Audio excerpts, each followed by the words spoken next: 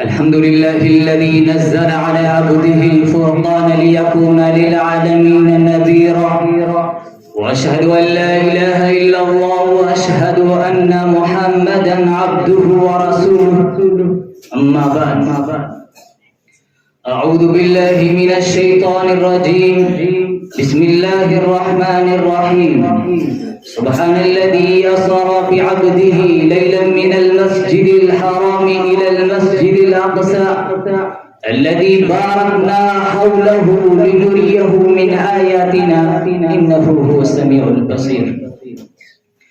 رئيس الحفل المبجل والضيوف الكرام والعلماء الأجلة، إني أريد أن أتحدث أمامكم في هذه الحفلة المباركة الميمونة حول الموضوع المسجد الأقصى ينادينا.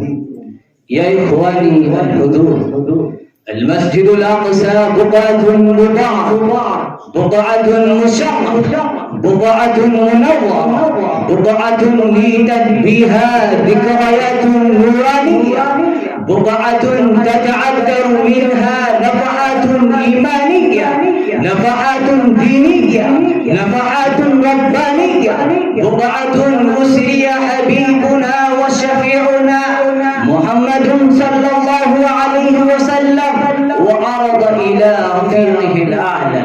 هذا هو المسجد الأقصى الذي بناه نبينا الجليل سليمان لعبادة الله وحده، وهو الكعبة الأولى التي توجه إليها المسلمون في عبادتهم وصلواتهم إلى أمد مديد، حتى أمر نبينا الخاتم بالاستقبال من القبلة التي بناها إبراهيم خليله، فول وجهك شطر المسجد الحرام.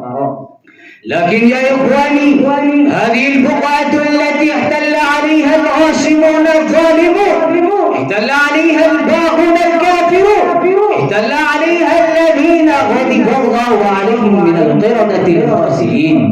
يا إخواني، الأرض المقدسة اليوم وبلدها العريق المجيد احتلت عليها إسرائيل غاشمة ظالمة، غاشمة جائرة، وإنها تبذل قصارى جهودها لهدك التقدس من المسجد الأقصى. إنها تدس دسائس عميقة لإعادة الهيكل السليماني، إنها تؤامر مؤامرات خطيرة لهدم الكعبة المقدسة الأولى التي تحفر حفرات عميقة حولها لتزلزل أركانها من أصلها وتفتح للأبواب الفاحشة. والحكومة الإسرائيلية اللئيمة متأسسة من أول يومها لتحقيق هذا الغرض المشروع، إنها بدون مبالاة بالقوانين العالمية والشرائط الدينية والحقوق الإنسانية تسفك دماء الأبرياء الفلسطينيين من الرجال والنساء والشبان والشيوخ والأطفال المعصومين. يا إخواني، هذا الأمر نامر، وهذا التخلط الجابر الجائر هل وقع في ثواني ودقائق؟ وهذا القبض الإسرائيلي هل حدث في لحظات ولمحات؟ لا، لهذا التسلط الغاشم تاريخ طويل، والمؤامرات اليهودية العالمية تعمل له من أمد مجيد،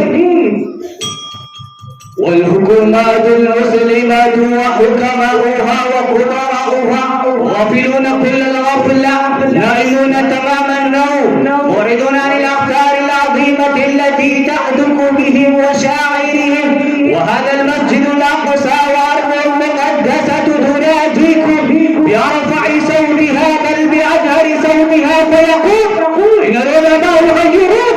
أين الشبان المسلمون؟ أين حارس الحرم المقدس؟ أين الأصحاب المحمديون؟ أين متابع صلاح الدين الأيوبي الذين جاهدوا مجاهدة عظيمة، الذين ضحوا نفوسهم الغالية؟ أكتفي بهذه الكلمات وما توفيقي إلا بالله. السلام عليكم ورحمة الله.